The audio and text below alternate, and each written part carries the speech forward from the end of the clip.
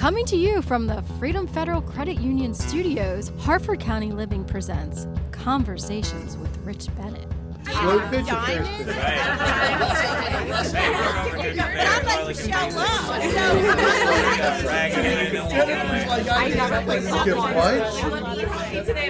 It's probably the least sexy part of the organizing. It's okay. No. The truth is, What if one of the biggest struggles a child faces in school could actually become the foundation for their greatest strength?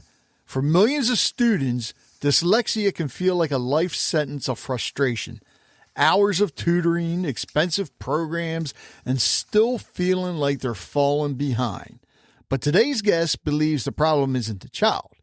It's the way we're teaching them. Russell Van Brocklen is a dyslexia researcher whose work was funded by the New York State Senate and developed through the Research Foundation of the State University of New York.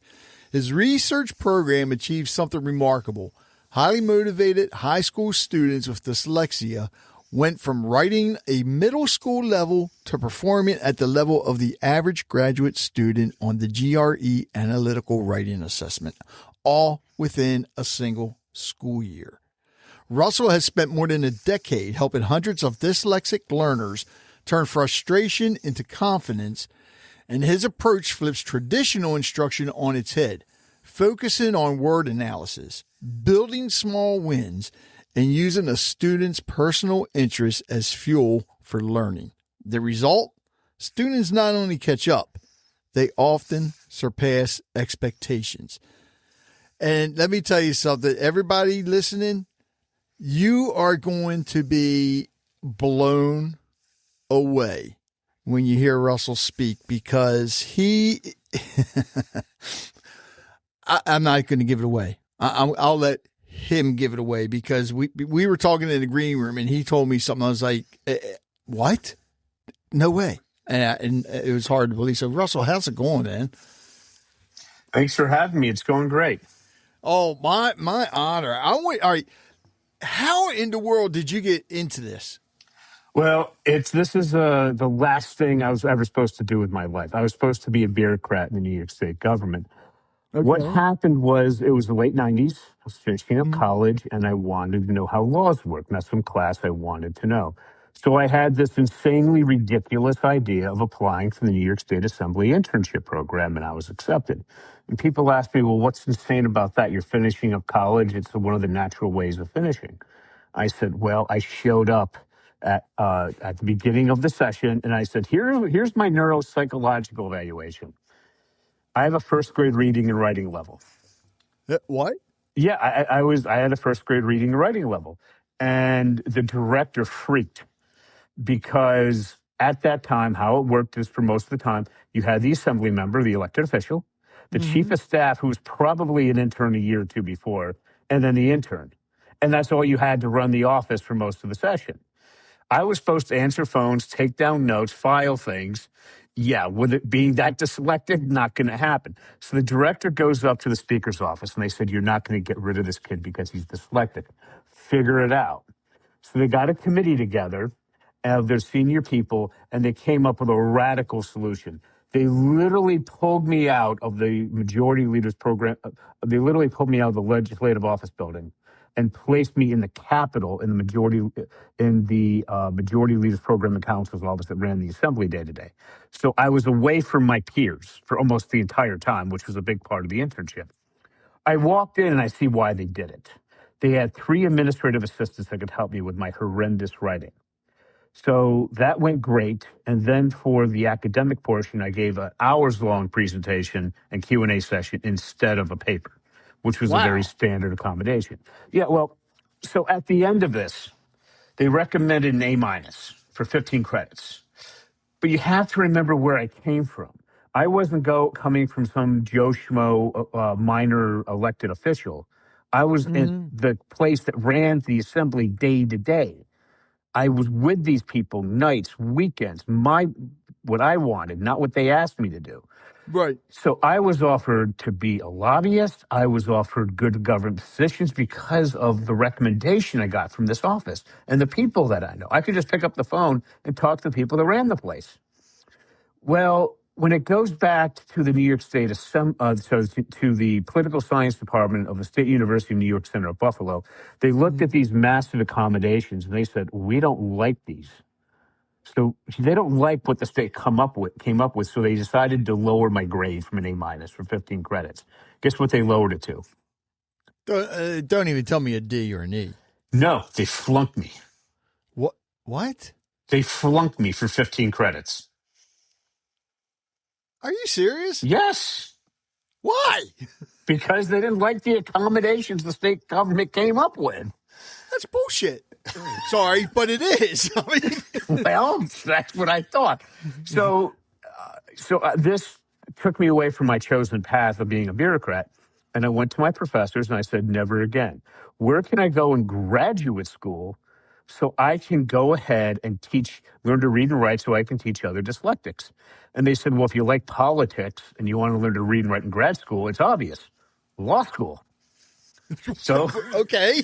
So I went and I audited 2 law school classes. And the second day of contracts, I walk in and I'm called on. Now, how it works in law school is if you don't know nobody knows the answer. So the professor asks you questions you don't know the answer to embarrass you publicly until you adapt. It's called the Socratic method. But that didn't happen to me. Okay. I didn't respond as a student that was cowering. I responded as the professor's equal. Oh. No, understand what I'm saying. This professor was teaching longer than I'd been alive at that point. Okay. All right. And I responded as his equal for 5 minutes, 10 minutes, 15 minutes. We're going back and forth. I know exactly where he's going. He knows exactly where I'm going. First time in my life, everything organized. At the end of the 15 minutes, he threw up his arms and he said, Russell, you couldn't be any more correct. I have to move on to the next case in the interest of time. Wow. Yeah, that was my defining moment. I learned to read within a month. I learned to write within a couple of years. Then I went back to the New York State Senate and I said, I want you to fund my dyslexia research project, which they don't do. Okay. So they said, go over to the state education department. You need their support or you're going nowhere. So I walk over. They're like, I'm coming from the majority leader's office, from the Senate. They have to take me seriously. So they're like, how do we get rid of this guy? That's just the impression I got.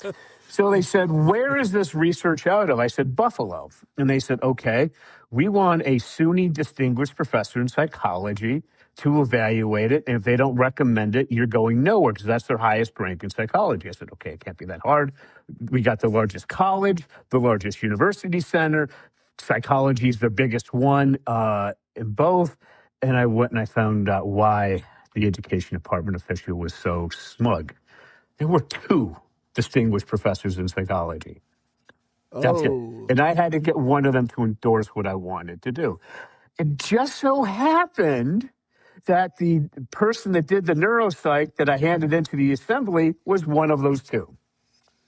Okay. Her name was Dr. Halichka. And she said, yes, I will do the evaluation. So the state paid for it. They were surprised I got one of the 2 to agree. 20 hours of testing over 3 days from the smartest woman I ever met, trying to make absolutely sure what's going on. She said, as she found previously, that I had a reading and writing skill of a first grader, of a 6-year-old. Right. But when I turn my brain on, I'm writing at a well above average of undergrad students. And it goes back down again. And she wrote up, here's 5 pages explaining what's going on. And she recommended that that the state continue looking into this. Seriously. Well, that gave them a bamboozle. Then they're like, okay, how do we get rid of this kid? We need to have them connect this to current research. And there was only one person in Western New York that was really could be it. His name is Professor James Collins. He had a $1.5 million grant from the U.S. Education Department, and he wrote a book, Strategies for Struggling Writers. So I had to get his approval. People told me you would be so lucky if you get it in years, if he even looks at you, which he probably won't. So I walk in. We came to an agreement. I got his approval in less than 2 weeks. Wow, I bet all those people were just shocked. Yes, and then was even more shocked is I got funding from the university for $15,000. Oh, wow. Now Okay. now the education department had to take it seriously because now I'm learning how to play the game. I'm dealing with traditional Republicans, which they want a recommendation from a school. They're bottom up. Democrats are top down. They start with a bill. Republicans Right. start with schools. So I went back to my old high school and I said, let's work with your. I want everybody to know I worked with the most motivated, the most intelligent students because that's what I was. I wanted to see what I could do with students like me first. Okay. And the first student, her name was Michaela. She was an 11th grade student, reading and writing at the 8th grade level. We gave her the test for going into graduate school, and she got a 0 percentile. After we got done working with her, she was at the 50th percentile. Whoa. Yes. The spelling and grammar increased tremendously, fine at the grad level from horrendous from before. So we worked with another student, then we went inside the New York State Public School. The Senate sent the funding right to the school district. I never saw a dime of it. And what they did is for a couple of years, we ran it for several years. The students started out with, they all had middle school writing skills. At the end of one class period a day for the school year, at the end of that, they were they're writing at the average range of entering graduate students. They all went on to college. They all graduated, GPAs of 2.5 to 3.6. Cost to New York State taxpayers were under $900 a kid, compared to the best dyslexic college at the time, Landmark College, which was a transfer college. We were 3 times more successful with less than 1% of the cost. And that's how I got started. And no medication involved. No medication. I got rid of medication years ago. Okay. And this is just mind-boggling. But one thing you did mention, and I want you to explain this, because you said when you were doing it, you were at first grade level, and then you turned your brain on. Yes. Explain that. Okay. Hey. This is the finest book on dyslexia in the field. From Yale. Dyslexia. It's Overcoming Dyslexia, second edition by Professor Sally Shaywitz, medical doctor from Yale. Okay. Okay? That's dyslexia.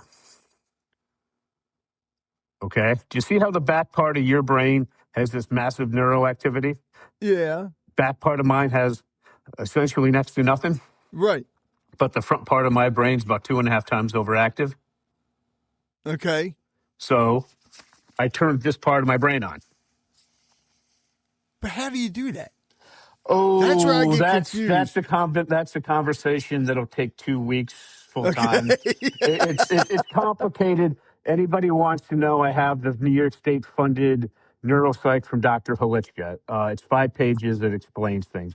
The important thing was when I took this research and I presented it in New York City at the New York City branch of the International Dyslexia Association in 2006. I went in there cocky. I thought I solved dyslexia. Man, was I put in my place.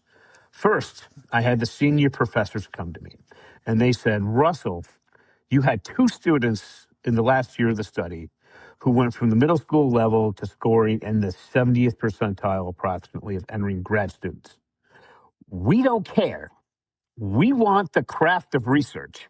And I was like, the craft of what? They said the craft of research. It's a book that came out in 1995 by the University of Chicago, and it was designed to teach PhD students how to write their doctoral dissertations. Okay. It's context, getting everybody on the same page, a policy problem statement that's unique, that you can solve, and then a solution that is original, that matters. And I was like, you want me to teach that book to dyslexic high school kids when no private school in New York City goes near it because it's too advanced? They said yes. I said, okay. And then I walked into the teachers and they said, amazing. Does this work for normal kids? And I said, no. They said, come back when it does. So I literally had to show the kids how to do something so much more evolved with normal kids with a fraction of the motivation. And I had to figure all that out. So I came back 8 years later. Damn. Yes, and if you want to know what happened, it's so simple. Took me 8 years. The front part of the brain here, according to Yale, deals with articulation followed by word analysis. That's what an original document showed. So I started off with articulation. I didn't care about word analysis. But then when I had to deal with normal kids, the secret was I had to swap that around. It was word analysis followed by articulation. Took me 8 Okay. years to figure out that one sentence. Wow. Okay, But so you didn't stop. oh no, so what I'm about to do is now show you and your audience how you can take care of the biggest problem parents come to me with. It's an elementary school kid who comes to me writing randomly placed misspelled words. And Okay. nobody knows what to do. The specialists are clueless. All right, I can tell you what the solution is if you want to use the traditional method. You can go up to New York. I'm just going to give you an example of the Windward School on the Upper East Side of Manhattan. Probably about the wealthiest part of America. All right. They have a phenomenal school there called the Windward School, and they have a 98% success rate. Wow. You send your kid there, and in 4 to 5 years, they will send the kid back as educated as the best private schools on the planet. They are truly exceptional. Problem is, they're $75,000 a year for 4 to 5 years, and that's just tuition. Just Okay? tuition. Yes. So unless you have $500,000 sitting around that you don't need. Just pocket change. Right. Yeah. So how do we do this affordably? What we have to do is move from the back part of the brain where dyslexics got nothing going on, practically, Right. to the front part. We have 2.5 times the neural activity. Now, here's my question. Do you know any dyslexic kids ever in elementary school that were writing randomly placed misspelled words or not really? From when I was in elementary school? No, like any time. Not right offhand. Okay. But I'm sure there were, yeah. Okay, so I'm going to give you an example of Sarah, who I use in these situations, and I'm going to teach you how to solve a problem that would take months at a private school in the next 10 minutes. Are you ready? Yeah. First thing, just so you know about Sarah, she's 10 years old at the time. She's reading and writing at the 2nd grade level, and she is writing essentially randomly placed misspelled words. Her favorite thing in the world is swimming. She's on the swim team. She gets in the pool every chance she can get. Mm-hmm. Now, here's how you would help Sarah. You would first open up a laptop computer with a real keyboard, not an iPad, not an iPhone, and certainly not handwriting. And you're going to type out hero, +, what are we talking about? And Sarah's going to copy it. And I can tell you, I can hear your audience right now saying, but we can't have them copy. It's not allowed. Professor James Collins, Strategies for Struggling Writers, Default Strategy of Copying. It's fine. Okay. All right. So then what we're going to do is we're going to swap out hero for Sarah's name. So we got, instead of hero +, what are we talking about? It's Sarah +, what are we talking about? And then we're going to go to a list of 10 things that Sarah really, really likes, and then 10 things she really, really, really dislikes. And we're going to go to the top of that list of what she likes. And the first thing is swimming. So we got Sarah +, swimming. So we got Sarah +, what are we talking about? And we're going to swap that out for Sarah +, swimming. See how we got there? Yeah. Now, I'm going to try to fool you with 2 of the simplest questions you will ever be asked. If you follow them exactly, this will work. If it doesn't, if you don't follow it exactly, you're going to have an epiphany on what dyslexia really is. These are the simplest questions you will ever be asked. Do you think I can fool you? I think you can. Yes.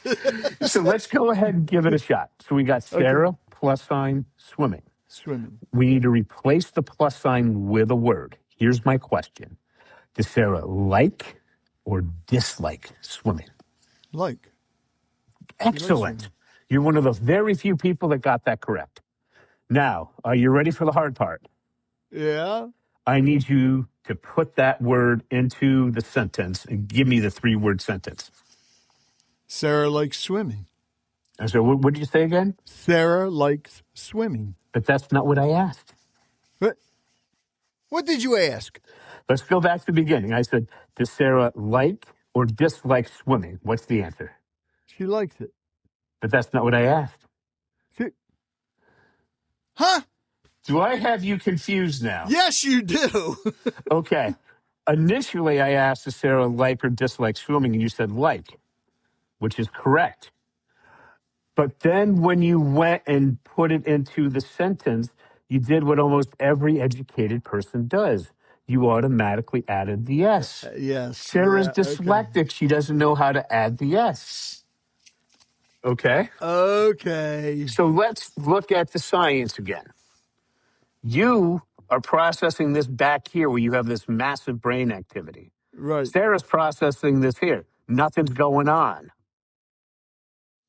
So what we need to do is bring it from back here to up here. And we're going to do that by word analysis followed by articulation, because that's what this does in the front part of the brain. So what we do is I'd ask Sarah, do you like or dislike swimming? And she'll say, like. And I'll be like, okay, now Sarah, put that into the sentence. What do we have? Sarah likes swimming. And I'm like, okay, Sarah, read that out loud. Does that sound generally correct? And she'll say, no. And I'll say, okay, Sarah, fix it.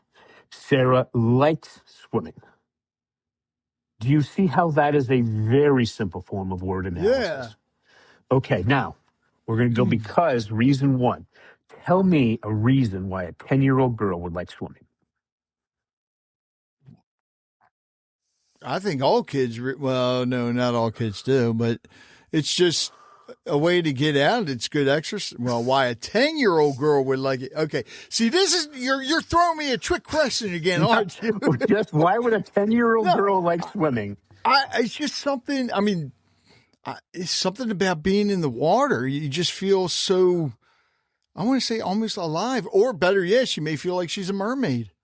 Sarah likes swimming because she feels like she's a mermaid. Okay. Now, do you see how the reasons are a very simple form of articulation? Yeah.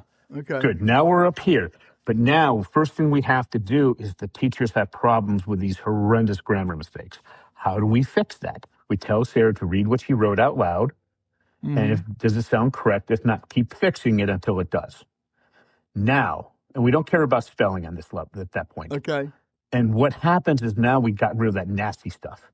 We got a lot of the medium stuff, some of the little stuff. We got some little stuff and we got some medium problems left. Teachers can deal with that. Right.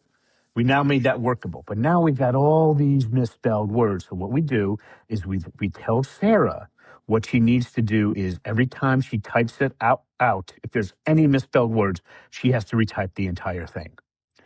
And she says, I'm not going to make that mistake after she makes it. And she keeps making it for between 3 and 13 times, typically.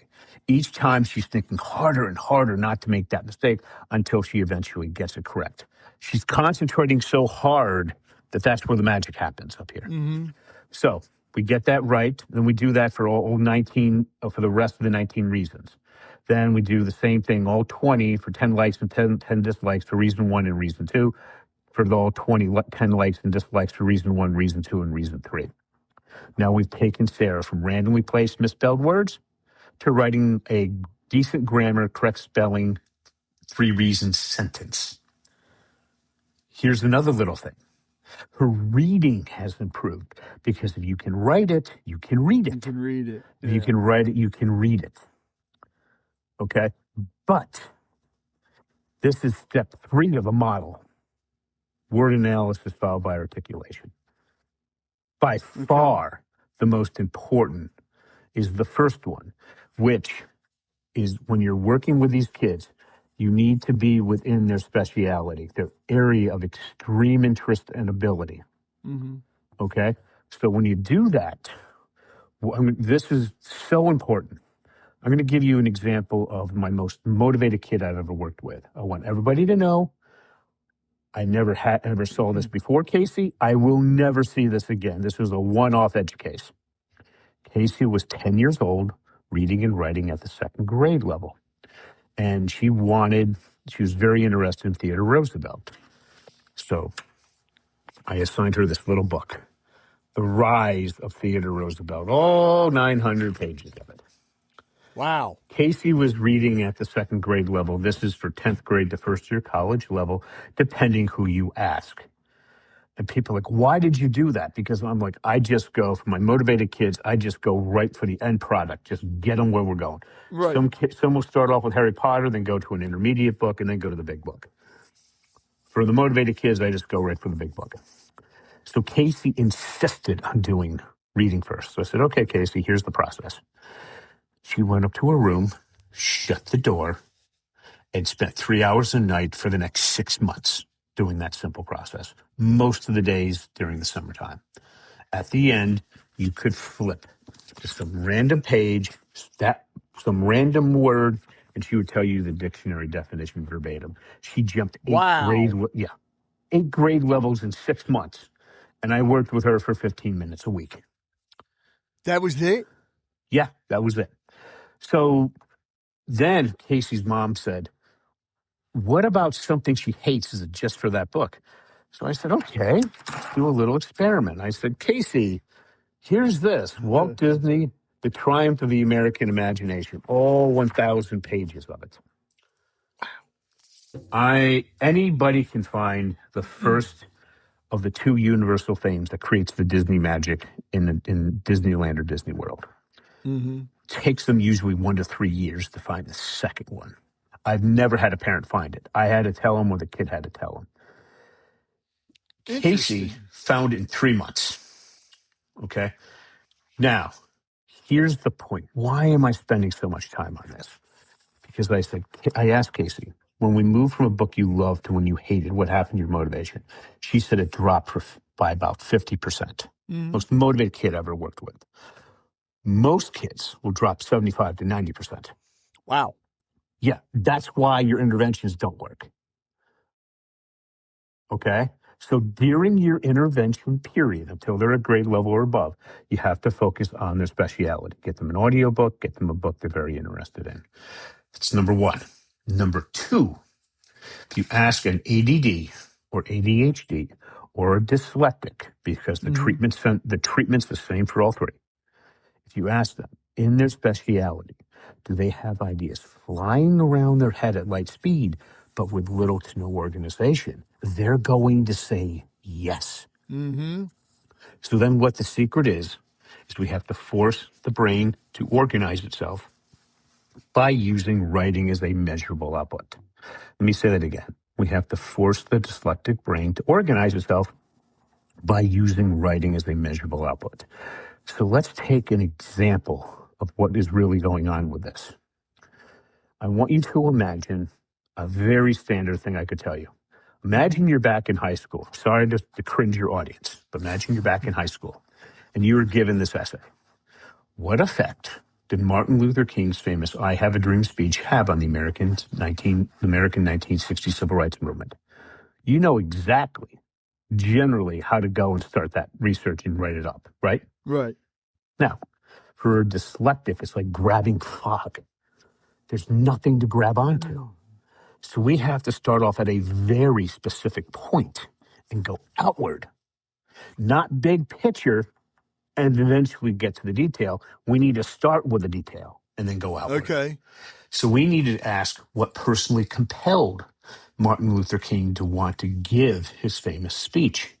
And we go to his biography, we find the answer. That answer gives us a question, which gives us an answer, which gives us a question, which gives us an answer. That forces the dyslexic brain to organize itself by using writing as a measurable output. That forces the dyslexic brain to organize itself by forcing the dyslexic brain to organize itself by using writing as a measurable output. So, what's the model? During the intervention period, we start off at the kid's speciality, their area of extreme interest and ability. We find a good book and an audio book that they're interested in that they can grow into. Mm-hmm. Number two, we teach them from the specific to the general, then word analysis followed by articulation. That's the model. That's the solution to dyslexia. Wow. Now, with the writing part, because in the beginning you said to have them use a keyboard. Right. Computer. Is the reason for that is because this way they see the letters, whereas if you're using a pen, you don't see the letters. You're in the military, right? Yes. Okay. I want to give you a common thing you did back then. Remember cleaning your weapon? Yeah. Oh, yeah. Remember that if you had to pick it up even right now, you would do it almost unconsciously. Right. Okay. We tried this experiment back with my original research. We would take Okay. I took one of the most motivated kids. He scored in the 70th percentile. The prompt he was given was so hard for him. So I gave him a prompt that he knew, something he was an expert in. And I said, handwrite it. And I had it regraded. And I was told that it should have been around the 6th percentile, not the 70th. Because all the work we did just went to hell. Here's the reason why. The physical demands of writing the letter W instead of just hitting the key took so much working memory, it crashed the whole system. Yeah. So when parents asked me about this, they said, well, how successful was this? Well, I'm just about finishing a book on this called Writing to Read. And in my part, it's about an example is Kimberly. I met Kimberly in December 27th of 2024. Okay. Kimberly is a homeschooling mom with some college. She is a very religious household. She properly taught reads for brothers and sisters to read properly, exceptionally well, much better than your typical gen ed school kid, using traditional methods. But read, she failed miserably, and she felt very shamed about it, very worried for her son. Reed was 10 years old, halfway through 5th grade, and just a few weeks ago, she paid to have the state of Ohio $700 to test her kids. Reed was reading at the 11th percentile, writing at the 4th percentile. So then I worked with Kimberly for half an hour a week for the rest of the school year. She worked with Reed on average of 3 half-hour sessions a week, about an hour and a half. Most parents do 10 to 15-minute sessions, so you can figure out how long this would take, generally based on that.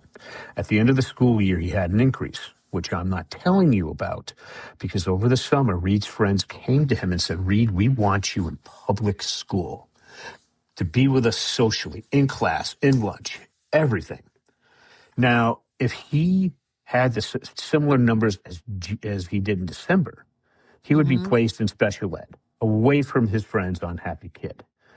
But he was retested in the first half of August of 2025. Call it 8.5 months later. In a public school, mom's miles away, much better data. He had an increase. His reading went from the 11th percentile to the 64th. His writing went from the 4th percentile to the 65th. His grammar went to the 97th percentile. I asked his mom a couple of weeks ago in February, how's he doing? And she said he's getting mostly A's and B's. They had a tragic family event, so he hasn't turned in a lot of his English work. He currently has a C+. Once he turns it in, it'll be a B- or probably might be a B. Even if he was getting all of C's, that would still be a major improvement because he's in gen ed classes with his friends. This is something that the Windward School would take 4 to 5 years to do. She did it in less than 9 months. This is what every parent dreams about. That's how powerful this is. So this is something that it's basically going to be the parents that are going to have to do this because the schools aren't doing it, correct? My co-author, Evelyn Whitebear, she was on one of the 2 or 3 teachers on the New York State Dyslexia Task Force to redo elementary school. When she did this, she's a master teacher. She was dealing with a high school kid or 8th, 9th grader or something along those lines, and he jumped 6.6 grade levels in a shorter time frame. Wow. Yeah, Evelyn's a master teacher. So it's hard. It's just easier for the parents to do it. I'm just going to tell you, it's just easier for you to take care of this because by the time you fight the school, you could have just solved the darn problem. You said she's on the New York State Dyslexia Task Force? My co-author, Evelyn Whitebear. Yes. Yeah. So what that was, I am not giving anything away here. This is public knowledge. This was really the result of New York State Senator Brad Hoylman Segal. Okay, he's a Rhodes Scholar. He's a Harvard Law School grad. And his daughter, Sylvia, he found out was dyslexic in fourth grade. Now, they told him if her school bothered to contact Yale when she was in kindergarten, Yale, just Google Yale and dyslexia. If the kid's in kindergarten, all they have to do is say, Yale, how do we test for dyslexia? Like $50 a kid or something like that. The Right. teacher can do it. It's not hard. It's not expensive. Once you find out the kid's dyslexic, then all you have to do is go back to Yale. How do we train these kids to read by the end of third grade? That's the key thing. Because kindergarten through third grade, we learn to read. Fourth and above, we read to learn. And they would say, well, we have all of these federally funded programs to teach you how to teach the kid to read. Pick what you want and just do it. If they did that, then by the end of third grade, the kid would be passing that statewide test in reading and writing, or they'd be close to it. If they don't do any of this and you wait until you're fourth grade and above, now you're told what the senator was told. He was told that your daughter Sylvia now has to go to one of these private schools like the Windward School, which is $75,000 a year. Now his family can afford that. Right. They wrote a check for her neuropsych and it was $8,000. Again, this is him telling this publicly. I'm not giving away any secrets here. So the senator is a very liberal guy. He's under the belief that because New York State is spending more money than anybody on education, which is about $32,000 a year. Sorry, California, we're higher tax than you are. All right. He believed that it would make more sense to do the kindergarten thing and take care of this by the end of fifth grade. Because we're talking about like literally wasting billions of dollars here. Because the average passage rate for a lot of these English language arts tests, third through eighth grade, gen ed, call it 50%, give or take some. Special ed's around 10%, give or take some. It's about 5 times higher. He wanted to just solve the problem. So he got a statewide task force together. 49 of the best people in dyslexia. Evelyn was one of the 2 or 3 teachers. Okay. Because she was recruited because her special ed kids were scoring higher than the district's gen ed kids. That's how good she is. Wow. So they came up with all of this, and they wrote up a report. Anybody can find it. Just go to New York State Dyslexia Task Force, New York State Education Department. You can read the report. Then 2025, they went to try to, get funding for it. Remember, we spend more on education per student than anybody in the country. Right. California is not even close. Okay? And when they found out they couldn't afford it. What? Well, to train the teachers, remember that private school I was telling you about? Yeah. No, it takes $11,000 in 2 years to get trained in that approach. Then the student-to-teacher ratio is 4 to 1 or 5 to 1. And their teachers get paid horrible compared to public school teachers. Okay? So they can't afford it. So here I am with Evelyn, and not only can we go in and train an entire school to do this, we can do it in a day. Wow. Yeah. So that's kind of how powerful this, but then what normally happens is people will come to me and they'll say, yeah, that's great for elementary school. What about, middle and high school? So I said, okay, I just showed you a simple form of articulation. Remember what I told you about the craft of research? Context, problem statement and solution. I just gave you a simple version of context. Here's an advanced version. I want you to imagine, the best way I find to explain this is to discuss it as a movie review, because I use universal themes. Okay? Just trust me, I've done this 200 times on podcasts. This is the best way to explain it. This is for how to do advanced body paragraphs that a professor might think is college level. So I want you to think about a movie that everybody has seen, that you think is one of the best of all time, that you know intimately. And you can go back decades if you want. That everybody's. I'm sorry. My favorite movie is always Full Metal Jacket. Okay, Full Metal Jacket. You know what? A lot of people have seen Full Metal Jacket. Yes. Okay, now I'm going to ask you a really hard question. Okay. I need you to reduce Full Metal Jacket to a one-word universal theme that best represents the movie. One word. Marines. Marines. Okay. Give me something besides Marines. Hardcore. Hardcore. Okay. Now, I want you to think about how you'd write if you look back at the movie reviews at the time. Probably by some Ivy League educated person would tell you this happened, then this happened, then this and this happened, then ruin the movie. Yeah. Okay. Here's how we write movie review as an adult and not a fifth grader. All right. First of all, we take the universal theme of hardcore. And then we would look at the actors. Who are the important actors? How did each one of them do with that universal thing? How did the director do? How did the screenwriter do? And then you take all of that, you write it up into a review, and you polish it up, and there you go. Now, anybody reading that can say, based on this review, I want to see the movie, I don't want to see it. And if I want to see it, now I know what it's about. And you didn't ruin it for me because you wrote about it as a grown-up. Now, okay. Here's the problem. If you use the universal theme of hardcore, you can't laser focus. It's too broad. You can only paint it in broad brushes. Okay?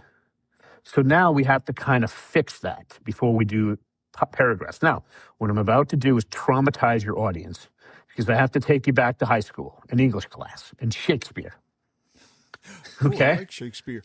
Didn't do good in English, but I like Shakespeare. Well, yeah, because Shakespeare was just, in the English language, was the apex of being able to communicate any idea. Yeah. So through his stories, I'm just going to bring you back to what they basically were. You'd have a hero. The hero would want to do something based on one or more universal themes. And then what the hero would do was then find that there's an ultimate villain, a person, a concept, or a combination thereto, who would be in the best position to prevent the hero from accomplishing the hero's goals. Their conflict would start in Act 1. It would escalate into Act 2 and then resolve in Act 3. Sound familiar? Yeah. Okay, we have to simplify that to do an advanced paragraph. So we're going to start off with a hero. Let's start off with Full Metal Jacket. All right? So what we do is then say, you would pick out the hero of Full Metal Jacket and then say, what did this person want to do? And then you'd write about it for paragraphs. For each of those sentences, you pick out the most important word.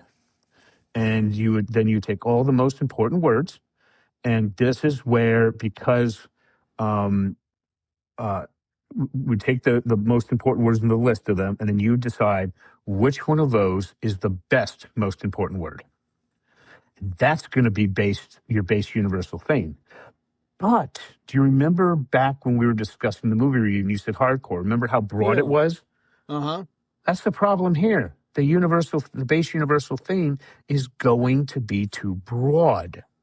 So what we need to do is then go to the thesaurus and put it in and look for synonyms. Okay? But here's the key thing for the kids. Going back to the signs.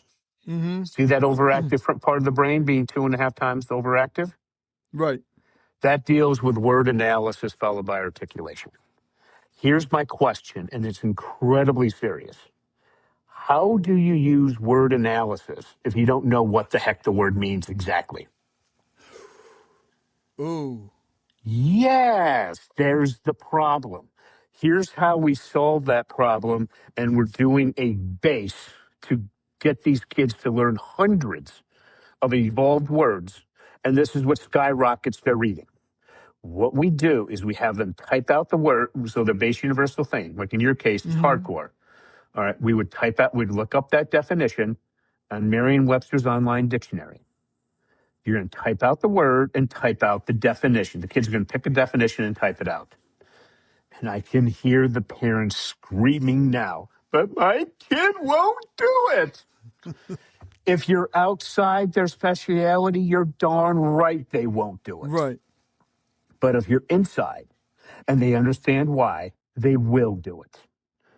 And if they won't, I have a very good torture mechanism for you. Remember when we came up with a list of 10 likes and 10 dislikes? Yeah. The first thing the kid really dislikes, that's the chore you make them do if they don't do the work. Oh. Let me give you an example of that. Kimberly with Reed, what Reed didn't like doing was cleaning out the rabbit cages.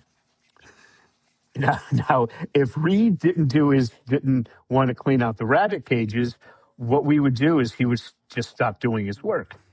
And I would say, okay, Reed, this is going to be fun. Your mom already told me she stopped cleaning out the rabbit cages to get them extra funky.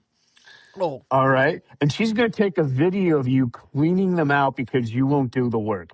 And I said, 10 years from now, that your mom's going to pull out that video and everybody's going to be laughing. And you're going to say, that's not funny. And everybody else will then laugh even more. So I said, please don't do your work. I want you to clean out the rabbit cages and have your mom videotape it for me. He started doing his work. Okay. Oh my God. Or one of the better ones. I had a kid who was very OCD-ish, not OCD, but very much like that. He was the eldest, and he hated being bossed around by his younger sister. So what did I do? He wouldn't do his work. So his parents went up and they videotaped this. They had his little sister mess up his room, and then order him around to clean it up. And then once he was done, hours later, they had her mess it up again and do the same thing. And then I said, are we going to do this for a third time? Because your parents said they can do this all weekend. Don't do my work. Now you got me thinking. I wonder if my parents made my sister do that to us. Well, I'm just giving you an example of how to get these kids to do. So now that you got a good laugh, so what we do is we go back, we have the kid type out the word and the definition. Because at some point, I don't know if it's 5 times, 10 times, 15, who knows? They're going to know that word and that definition. So then what you're going to do is you're going to go up and you're going to look at the synonyms. You're going to look at the top 5, the top 10, the whole level, multiple levels, whatever the teacher and the student agree on. Mm-hmm. Let's say you're going to do the top 5. You're going to then have them type out the word, look up the dictionary definition, and they're going to type it out. Not copy and paste. Don't copy and paste. It's worthless and makes it get worse. You have to watch the kid. So Yeah. So then after a while, they're going to pick out a word that much better matches what's in their head. Okay? You want the best match you can. If you find a better word, then try to find a better one within that limit. Okay? Mm-hmm. And then now you have something that is much more relevant that you can now laser focus on to find the ultimate villain. Because now we're going to look through that universal thing to find the ultimate villain as a lens. Once you find, I usually start off with a person. Eventually you can go to a concept. Start off with a person. Now we have our hero, our universal theme, and our villain. And we separate those by plus signs, which is the default writing strategy of visualization that suggests you maybe need to add a word, subtract a word, or move a word around. And we say, read it out loud. Does that sound generally correct? If not, no, fix it. Now we have a basic sentence. Do you see how that's an evolved form of word analysis? Mm-hmm. Now let's do an evolved form of articulation. We're going to say because and come up with 3 really good reasons. Not just any reasons, the best reasons you can. Right. For each reason, we're going to reduce that reason to a simple universal thing. And then for Full Metal Jacket, we're going to go to that script. And with that universal theme, we're going to find one sentence that deals directly with that at the beginning of the movie, and then one at the end. Okay. We're going to take those 2 quotes and put them together. From those 2 quotes, we are now going to form our topic sentence. Okay? Okay. Now, do you remember back in school, you'd have your topic sentence and your data. The data Right. can be quotes, statistics, whatever. Have you ever noticed going from the topic sentence to the data, it never flowed as good as it should have? Right. Yeah. So we're going to apply a warrant to to connect this. Have you ever thought of applying a warrant to a body paragraph? A warrant? A warrant. What? I'm not exactly sure what you're talking about there. When you say warrant, I'm thinking the police are coming for me. Exactly. As you Oh, that know, is what you're talking about. Okay. in America, in English, a word can mean so many different things. Right. Anybody outside of a PhD candidate. So in other words, almost nobody with a master's degree has any idea what this is. So back to the craft of research, a warrant is a central part, but this is for doctoral students, remember. Okay. A warrant is connecting your topic sentence with your data by answering a how and why question. Okay. Now, because we're dealing with the same universal thing, we can do one warrant. So we answer a how and why question. So we have our topic sentence, our warrant, and our two quotes. Now, when a university professor saw this and compared a 7th grade dyslexic who was doing this, his body paragraph, he thought that this kid was writing a technically more advanced program than his brother, who was an AP English senior. Wow. Okay. Now, the English senior wrote a much better paragraph as far as flowiness, word choice, but because the middle school dyslexic used the warrant, the professor thought it was at the college level. And this is the punchline. When the AP English senior found out that his dyslexic younger brother was writing technically more evolved paragraphs than he was, he flipped out. Said, I'm this AP English senior. He's my dyslexic kid brother. What do you mean writing technically more advanced paragraphs than me? And the younger brother dyslexic just stood there and smiled. And I said, isn't that beautiful? Oh. That was his coming out party. Wow. Because he beat his brother in, again, technically more evolved. So that's the more advanced version of that. And people ask, well, how far do you go?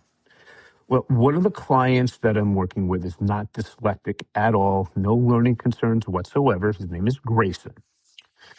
Grayson wants to get his PhD and work for NASA to terraform Mars. Wow. Yeah. So so his dad is teaching him this process. He's flying through it. Grayson, for him, I found a journal that deals exactly what they're looking for, and they deal with junior researchers. Their idea of a junior researcher is a PhD candidate.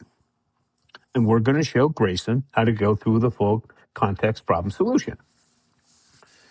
So he's working on that now. Guess how old Grayson is? I have a funny feeling you're going to surprise me and tell me he's like in his 50s or something. No, Grayson's 10. What? Yeah, he's 10. No way. Yeah, he's 10. When I had to create his custom content, I only used peer-reviewed resources to create the history of Mars. I had to put it at the 9th grade level for reading, and the material comprehension was at the 12th grade level. And he's 10th and 5th grade right now. Wow.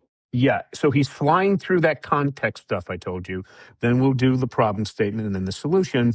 And then we'll show him how to write this up into a basic journal article. I think he'll be ready to do that in 3 or 4 years, so when he's 13 or 14. At that point, we'll submit the journal article. It will be rejected. They always are for new researchers. And then we're going to connect him to a senior professor in that area. And he's going to go in and say, here's my journal article I submitted. It got rejected for these reasons. Can you help me with this so I can get this published? And watch the professor's mouth drop. Because he'll be about a decade too young for this. If it takes another 5 years, who cares? Once he's published, he just has to do it a few more times by the time he's finished with his doctorate, and then he'll be an excellent candidate for NASA. 10 years old. Yeah, he's 10 years old.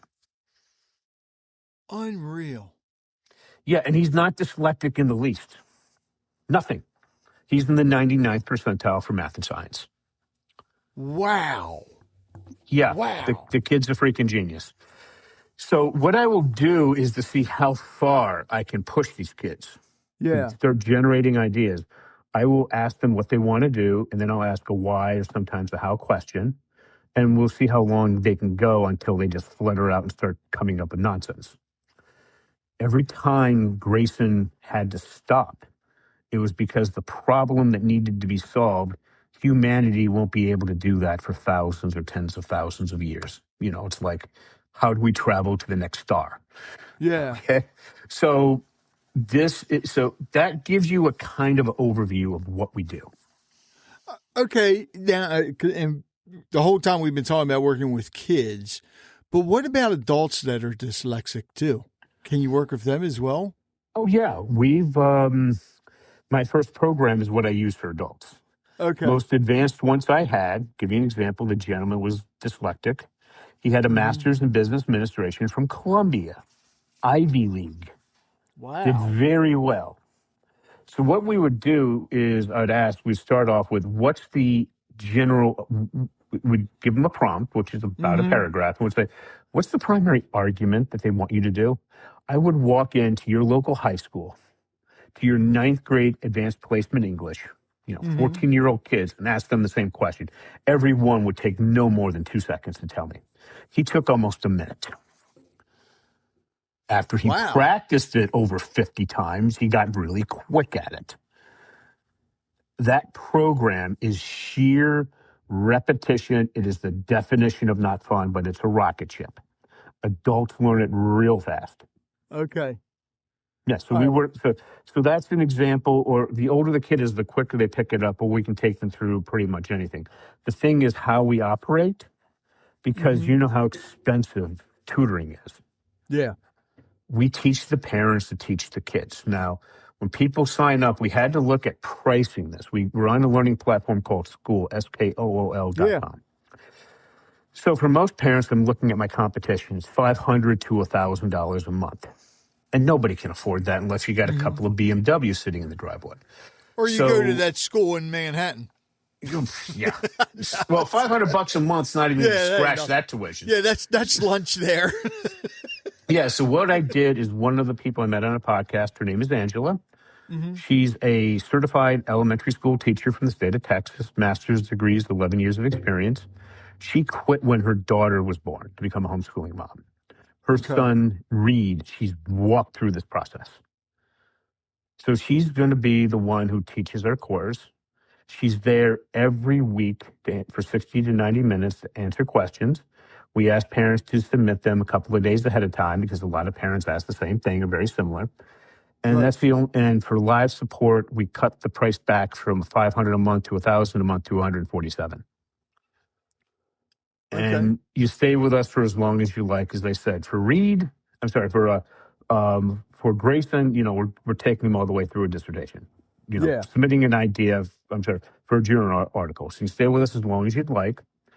If people want somebody that is more evolved, we have Evelyn, and Evelyn's $497 a month, and that's just because she was on the task force. Okay. She's just the best at what she does. So if anybody's interested, I gave you the overview today, but we fill it all in and we just work with you through every detail. And how can they find you again? Best thing to do is go to dyslexiaclasses.com. That's with an S, dyslexiaclasses.com. Click on the button that says download free guide, fill out 3 questions, and set up a time to speak with me. It's a half an hour, doesn't cost anything. Wow. All right, so Russell, before I get to my last, I'm just blown away by all this. You are amazing, and the people you're teaching are even more amazing. You got to start a podcast and have these kids come. Oh, no. Too much work. I'm dyslexic, just so everybody knows. This is my 206th podcast since April, and I've been the number one person on the leaderboard 3 months out of the last 7 out of 4,800 guests on Podmatch. No, I show up, you do the work. Yeah, I was going to say, you don't want the headaches. All right, so before I get to my last question, is there anything you would like to add? No, I think we pretty much covered everything. Yeah, I'll tell you, this was great because this is like sitting in class, and I love that. That's one of the reasons I started this was to learn stuff. All right, so I need you to pick a number between 1 and 5. Okay. Well, you got to tell me the number, of course. Oh, 4. 4. All right, so now pick a number between 61 and 80. Okay. 72. 72. All right, so here's the last question. And a lot of times these have been aligning with what we've been talking about. Well, maybe not this time. If you could witness any historical event firsthand, which one would it be? The surrender of the British at the end of the Revolutionary War. Ooh, why is that? I was there. I was in the room where they negotiated it. Yes. All right, wait a minute, Russell, you're younger than me, man. Come on now. That would be awesome, though, wouldn't it? Yes. I was at the spot where Alexander Hamilton literally told his soldiers not to load their weapons, just bayonets, and rush one of the readouts they had to take. Yeah. Oh, okay. See, I thought you were messing with us saying when you were there, meaning you were there back in the day. Oh, no, I'm not that old. Well, that's what I said. You're younger than me. Come on now. Russell, I want to thank you so much. It's been an honor, and oh, my God. And you say you're working on a book? Yeah, it's called Writing to Read. It'll be out in the next couple of months. Final edit. That's what everybody, famous last words of any author. And people can just go to the same website and find that once it comes out? Yep, and we'll be on Amazon because that's where we're publishing. Okay. Give you a little hint. They sell 80% of every book sold in the United States. So we're just going with them. Makes sense. Russell, thanks a lot. Thanks for having me. Oh, this conversation really makes you stop and rethink everything you thought you knew about learning. Because what Russell shared today isn't just about dyslexia. It's about potential. It's about how many people out there, especially kids, are being told in one way or another that they're struggling, when in reality, they just haven't been taught in a way that works for them. And I think that's the big takeaway here. We're not talking about lowering standards. We're talking about unlocking something that's already there.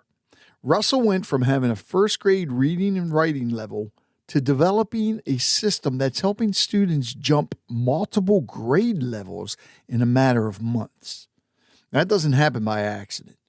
That happens because someone refused to accept the way things were and decided to figure out a better way. And what really stood out to me is how practical this is. This isn't something that only works in a lab or some elite school. Parents can apply this. Educators can apply this. Even adults who've struggled with reading or writing their entire lives can start to see things differently.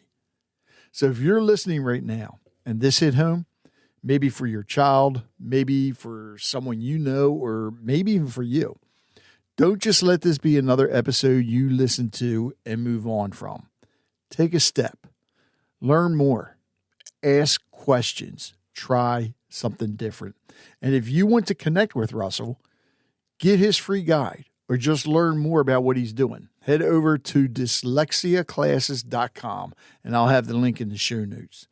And as always, I want to thank you for listening. And if this episode made you think, if it opened your eyes even just a little bit, do me a favor. Share it with someone who needs to hear it. Because conversations like this, they can change lives. Until next time, keep learning, keep growing, and most importantly, keep the conversation going.